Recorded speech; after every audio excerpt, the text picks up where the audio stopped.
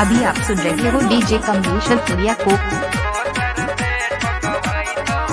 हेरे मौगी के बाहर ले जइहे ना भईबा अंगूरी पर ना चैतौरे।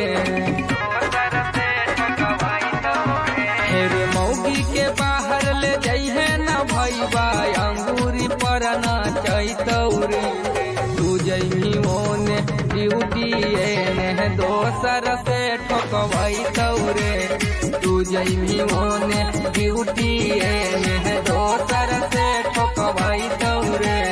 केतनो मारा भी बीटा भी भईबा तभियो ना डेरई तौरे। केतनो मारा भी बीटा भी भईबा तभियो ना डेरई तौरे। तू जइही ओने ड्यूटी एने दोसर से ठोकवई तौरे। तू जइही ओने ड्यूटी एने दोसर से ठोकवई तौरे।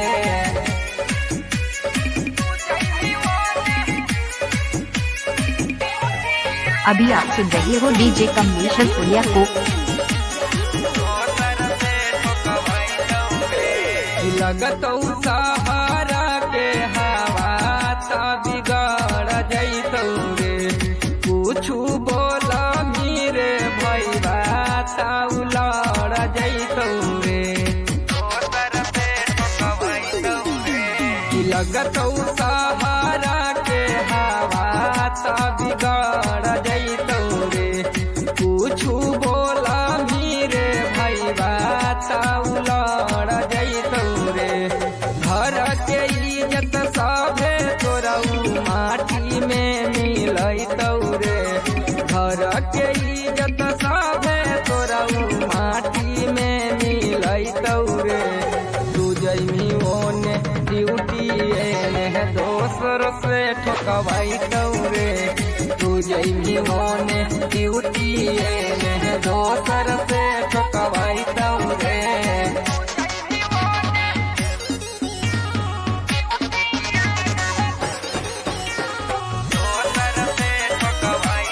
अभी आप सुन रहे हो डीजे कमलेश सूर्या को।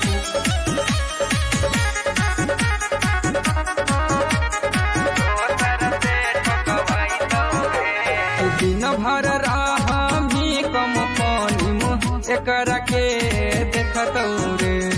रूम में रहतौ अकेले कई गो अइतौ जइतौ रे।